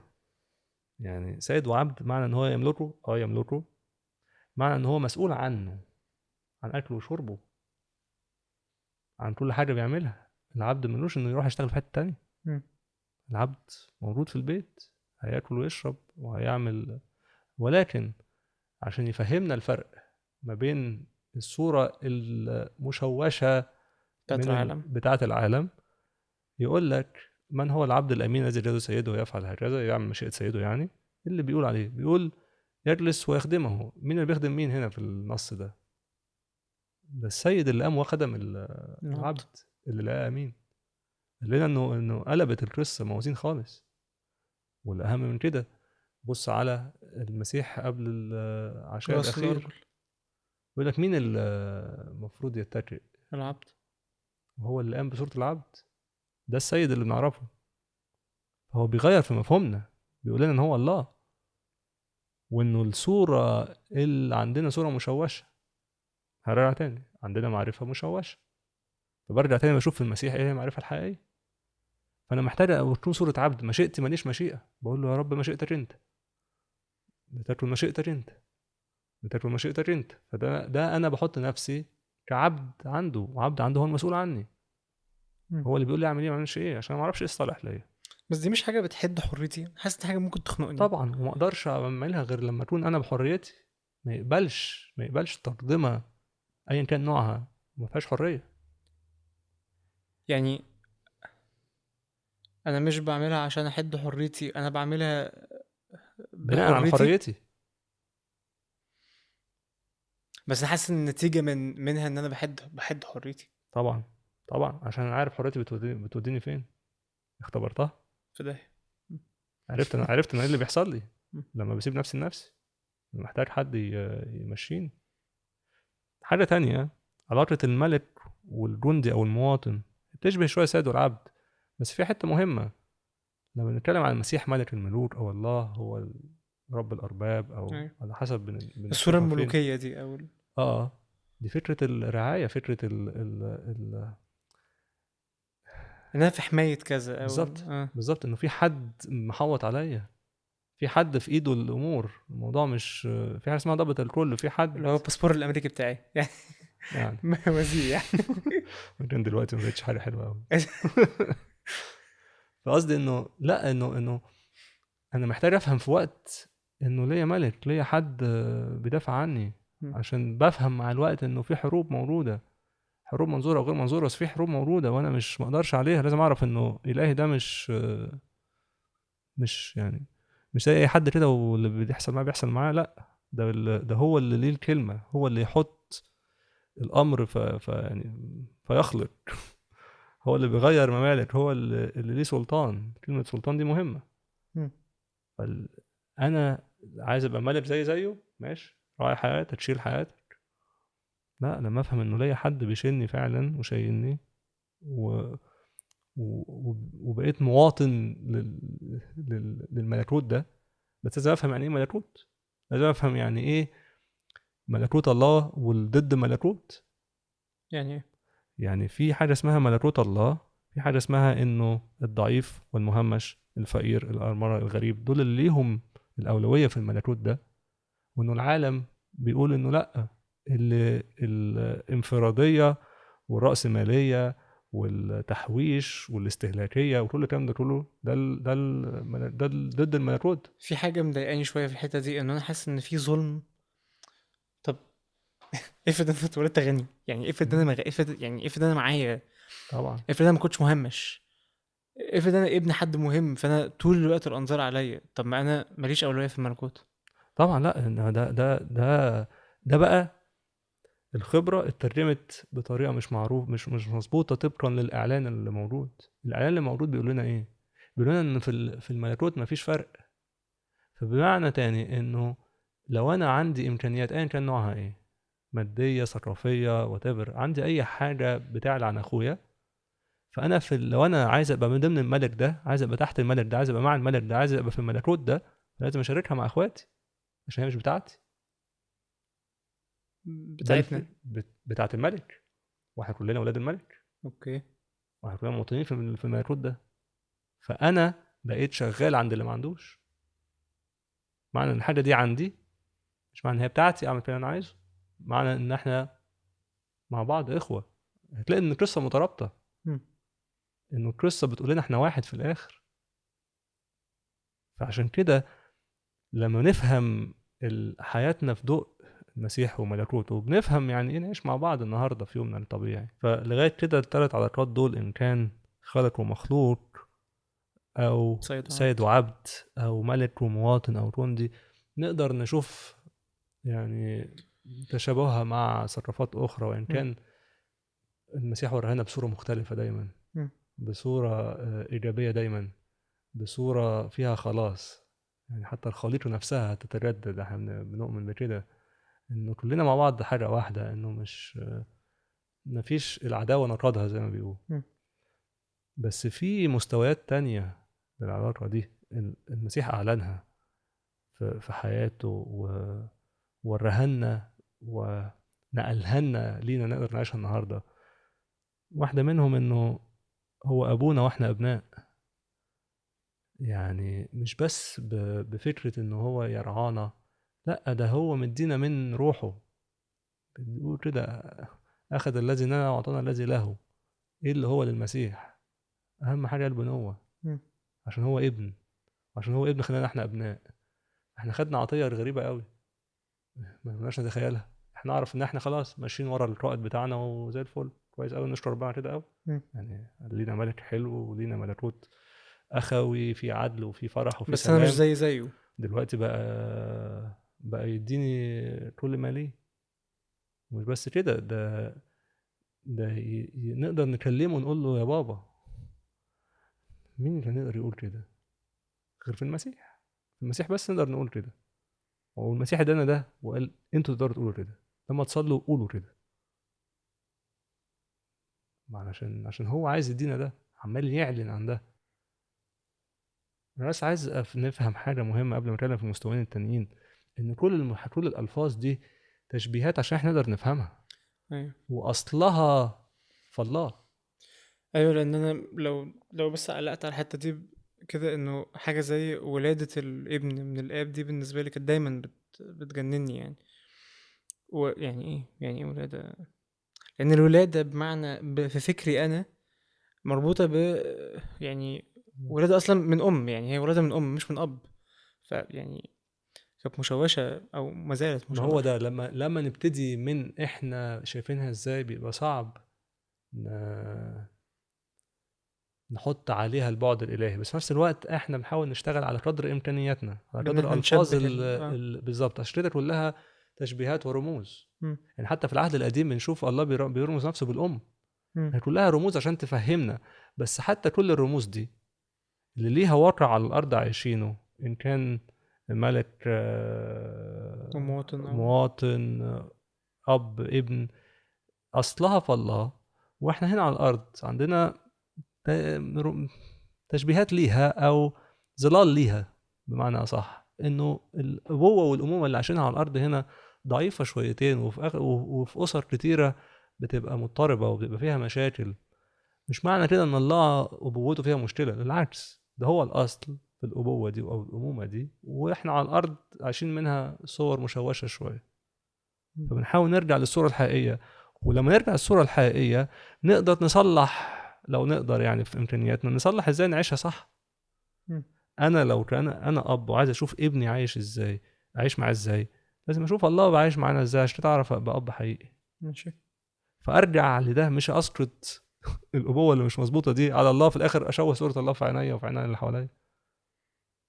فدايما الترتيب هو اللي هيساعد الواحد يفكر إزاي أنا صورة للأصل.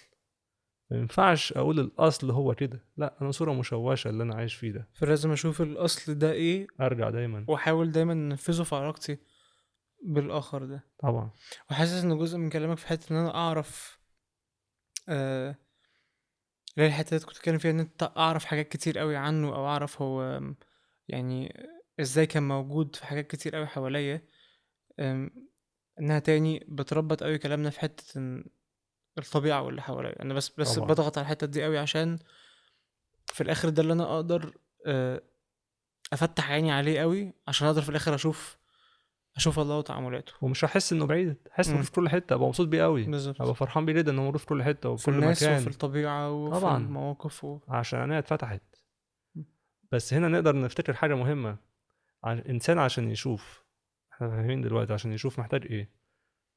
نور وعين. صح. نور وعمى ما يجيبش، عمى وظلمة ما يجيبش. صح. قوانين فيزياء. فأنا محتاج الاتنين دول، والعين محتاج يفتحها لي.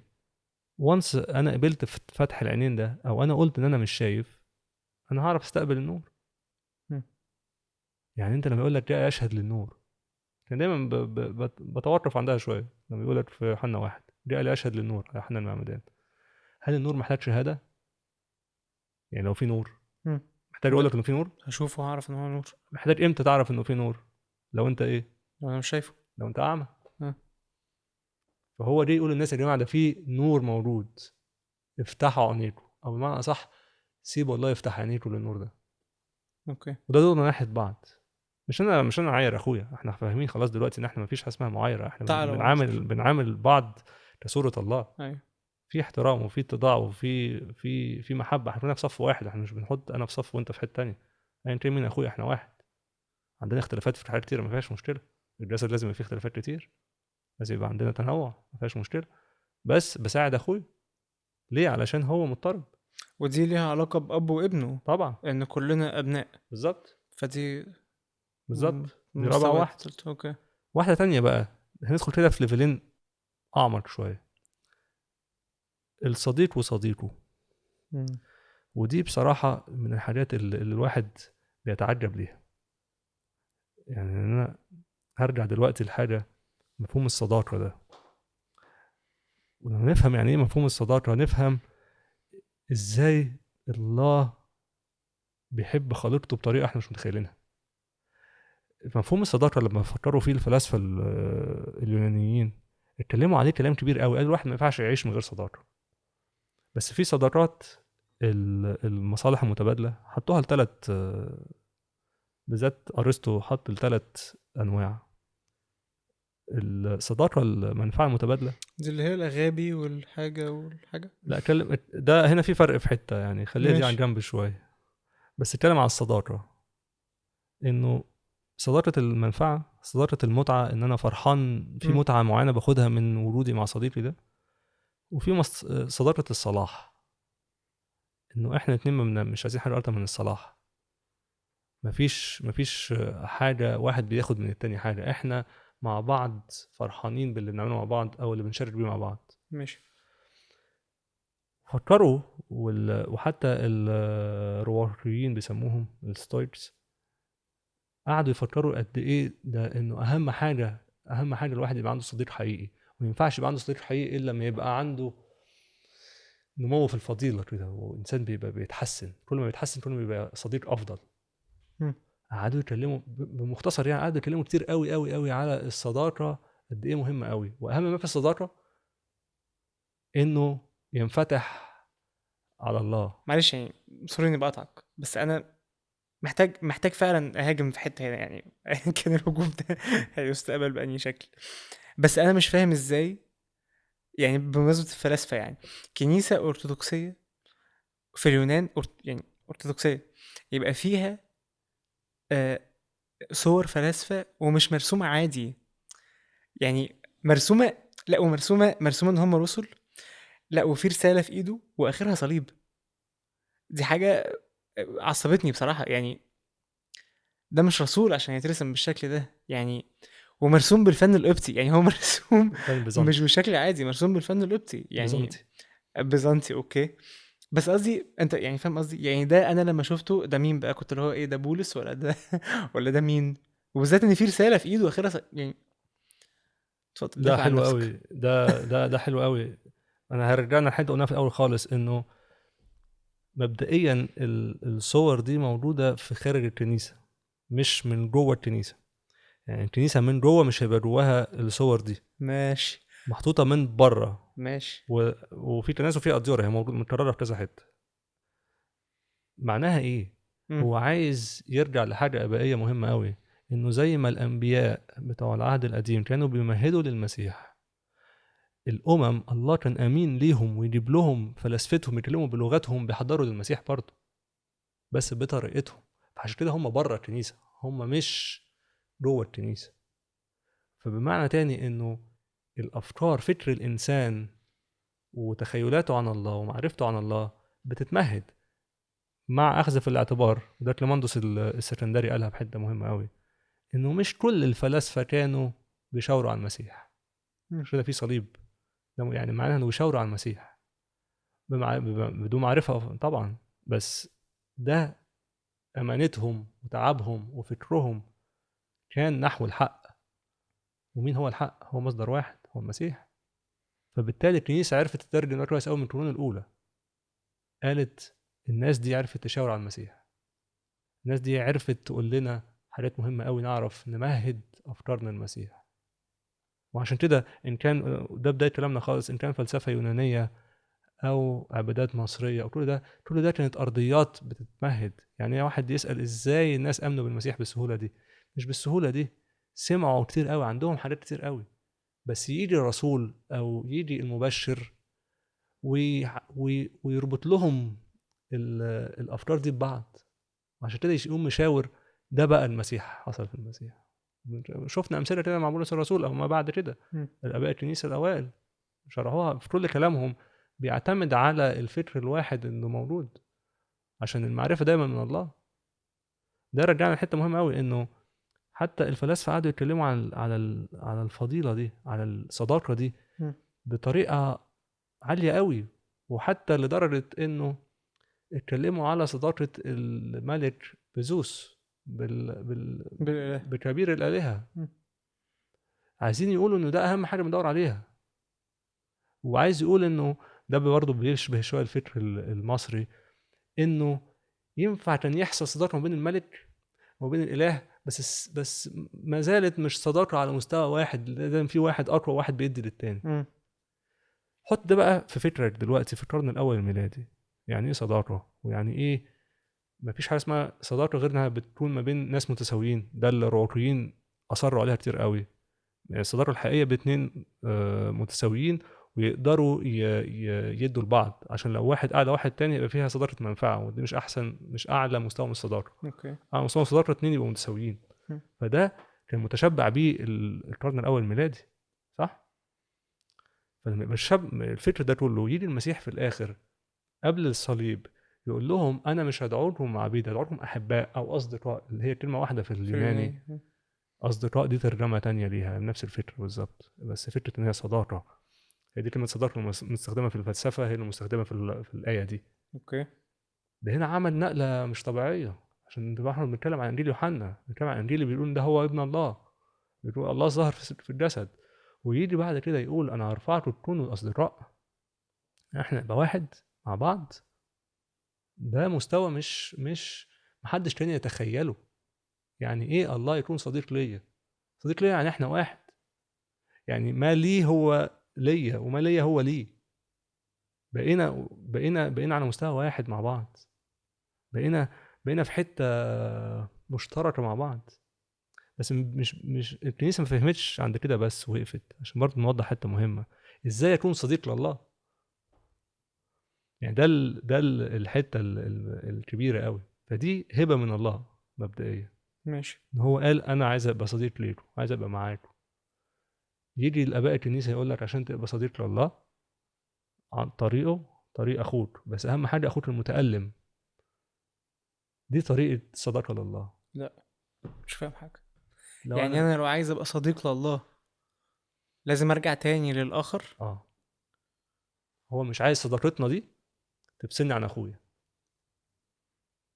نرجع لاول حاجه، الله خلقنا على صورته ومثاله، يعني كل واحد هو في صوره الله، كل واحد بقابله في الشارع هو في صوره الله. مم. عايز يثبت دي، عايز يثبت ان احنا واحد. فمش عايز في الاخر يقول لي ان انا صداقتي دي ترفعني عن اخويا. عشان ما هو لو رجعنا للافكار الالهه، انه الصوره دي، انه العنخ ده متاخد للملك، والملك هو اللي بقى اله. مم. دي بس مش متاحه لكل شعب. اللي المسيح عمله حاجه اسمها democratization، يعني هي كلمه ممكن نرعرصها شويه، بس فكره انه خلى بقى كله متاح للشعب. كل ما هو كان في فكر القديم متاح بس للملك او لكبار او رئيس الكهنه او ان كله كبار بقى متساوي. بقى متاح لكل الناس. مم. متساوي في حقه للمعرفة او في معرفته طبعا بقى، او في طبعا في المواد اللي موجودة او في طبعا. الموارد. فيقول لك انا مش هعمل حاجه تبعدك عن اخوك، لازم عن طريق اخوك. وعشان بالتالي احنا كلنا واحد، ينفع نبقى اصدقاء. طبعا طبعا ماشي. طبعا. اخر حاجه، في اكتر من كده؟ اخر علاقه بالظبط. ماشي. متخيل الله ازاي محبته عايز يفتحها ازاي؟ مم. انه شبه نفسه ان هو الزوج واحنا الزوجه، يعني اتحاد. الزيجه يعني اتحاد. الموضوع ده. وعشان تفهم برضو تساعدنا اخ. شويه احنا نقرا الكتاب المقدس بالذات العهد القديم، مم. كلمه الزنا يعني انفصال. ماشي. فهو عايز يقول احنا واحد. عشان ده برضو لو الناس عايزه تفهم تقرا ازاي نشيد الانشاد، هو ده يعني انه الله عايز يبقى واحد معايا، عايز يبقى انا وهو متشاركين في كل شيء. بس طبعا مم. مين المبادر في العلاقه دي؟ هو طبعا هيفضل هو المبادر، يفضل هو سيد العلاقه دي بدون تكسير العلاقات الاخرى. يعني ما هو عشان كلها تشبيهات، كلها حاجات احنا بنحاول ندرك قد ايه محبته فياضه، بنستخدم الافكار دي. بس هو عايز يقول لنا انا محبتي غير مشروطه، انا اوصل ان انا ابقى معاك. يعني ايه زور وزوره؟ زور وزوره دول بيرجعوا بالليل اخر اليوم بيعرفوا يريحوا مع بعض، وكل هموم العالم دي بتهدى، وطالما عايشين مع بعض كل حاجه بتتظبط. ده اللي عايز يقوله لنا. انا معايا في اخر، تعالى ارجع معايا اخر اليوم، نقعد نصفي امورنا، نهدى، ونعرف نقابل بكره يوم جديد. هو بيقول انا معاكم بالطريقه دي، انا معاك وانت في المطبخ وانت بتعمل مش عارف ايه، انا معاك وانت ماشي في المواصلات، انا معاك انا مش بسيبك، انا واحد معاك. حتى لو مش عارف تقعد معايا تتكلم معايا يعني بطريقه واضحه وصريحه، بس انا معاك. انا بس حاسس انه موضوع الزوج والزوجة ده ممكن يروح لأفق، ممكن تكون مشوهة شوية، او يعني زي ما احنا بنقول مشتتة شوية من العالم ومفاهيمه للحاجة اللي في الآخر. احنا لو أنا بقرا نشيد الأنشاد وعندي معرفة خطأ زي ما احنا بنقول، هفسره تفسير تاني طبعا خالص. طبعا ف طبعا. كل حاجه من الحاجات دي نقدر نديها الصور الغلط بتاعتها. أيوة. ايا يكون نوع العلاقه نقدر نديها صوره غلط ونسقط عليها م. الفكر المشوش عندنا. عشان كده دايما الكنيسه تحاول تساعدنا نرجع ونصفي ذهننا تاني، نعرف نجدد الذهن. بولس الرسول بيقول كده، م. نسمع الفكره تاني ونصلي انه فعلا تتجدد. عشان كده بركز قوي يا جماعه لما نيجي نقرا او نسمع حاجه، خلينا واثقين من اللي نسمعه، عشان دي اول حاجه بنحطها هي اللي بنفلتر عليها الباقي. خلينا واثقين شويه في اللي احنا بنسمعه في الاول، عشان المعرفه الغلط بتاخد وقت عشان تتصلح. تتصلح. خلينا نحاول معرفتنا تبقى حلوه، معرفتنا تبقى سليمه، معرفتنا تبقى نقيه م. قدر الامكان. في حاجة بس في موضوع الزوج والزوجة اللي انت قلتها كده، الشركة، مم. وان الزنا انفصال. فيعني لو انا قلت ان انا شركة، لو انا عملت شركة وان انا، فاحنا دلوقتي احنا واحد، ده حتى بمعايير المحاسبة يعني الاكاونتنج، شركة يعني احنا واحد، حسابنا واحد، حسابي انا الشخصي وحساب الشغل بيبقى واحد. ولو قلت ان حصل انفصال ما بيننا، اقدر اشبهها في العلاقة دي بان حصل زنا معين، مش كفعل بقى بس، لا ده حصل انفصال ما بيننا احنا الاتنين. بس عايزة اتك عليها لان انا مش فاهم، طب هو ايه الشركة اللي ما بين الزوج والزوجة دي، اللي هي، هل هي بس في حتة ان هما خلاص احنا عايشين مع بعض وموجودين حوالين بعض، ولا في حاجة اعمق؟ لان أنا حاسس ان احنا يعني. ما بقتش ارتاح في اكله ولا شوربه ولا عيشه من غير الطرف الاخر، ما بقتش لاقي سلام من غيره. عشان كده التدرج ده مهم برضه. هي دي المراحل دي مم. اخر اتنين دول متقدمين شويه، بس ده ملخصها. مفيش لقمه ليها طعم من غير الشريك الحياه ده. مم. الموضوع مش قانون، مش ليجاليستيك يعني.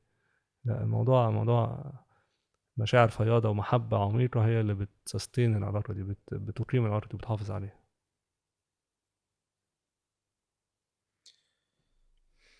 ده كده العلاقة. انا حاسس انها يعني حاسس انها مش، يعني مش واقعية، يعني عشان ابقى صريح معاك. يعني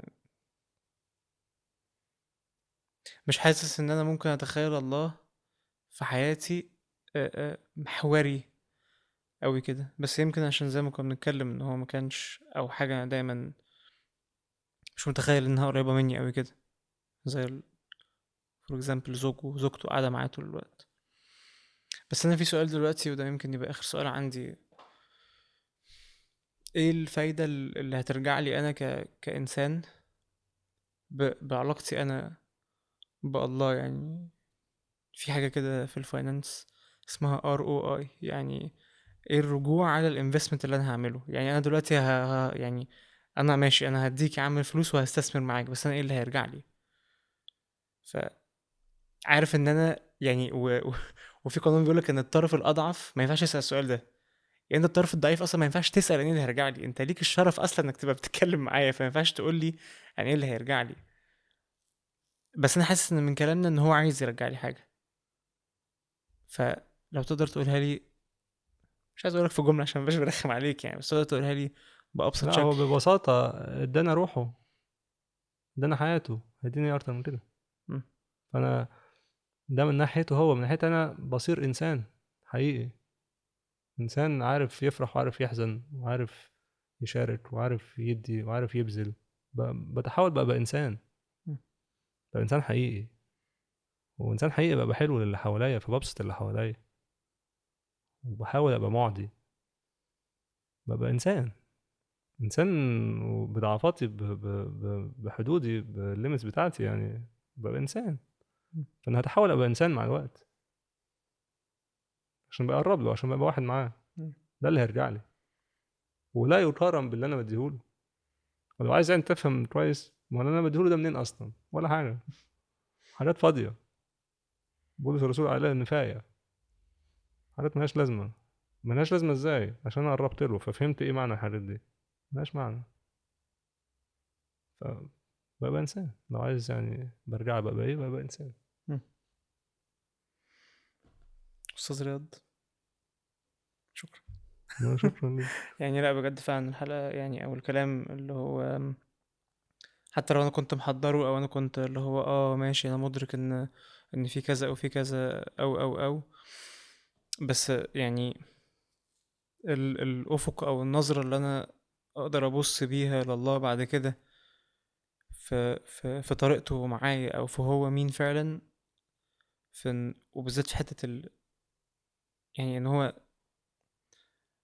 عايز يرجع لي إنسانيتي، وإن هو عايزني أبقى زيه، عايز أبقى إنسان زيه، وعايزني أبقى واحد مع الآخر، عايز يوريني نفسه دايما من خلال ده. ف دي حاجة فرقت معايا أوي يعني، أتمنى إنها تبقى بتفرق للي بيسمع يعني. شكرا أستاذ رد. شكرا ليك. شكرا قوي ان انتوا فضلتوا معانا لغايه دلوقتي. دي كده كانت حلقه النهارده. اتمنى ان انتوا لو عندكم اي اسئله او اي كومنتس، اي حاجه انتوا عايزين تشاركوها معانا او حتى تعترضوا عليها في الحلقه، انك تكتبها فعلا في الكومنتس واحنا هنحاول قد ما نقدر ان احنا نرد عليها. شكرا وربنا معاكم.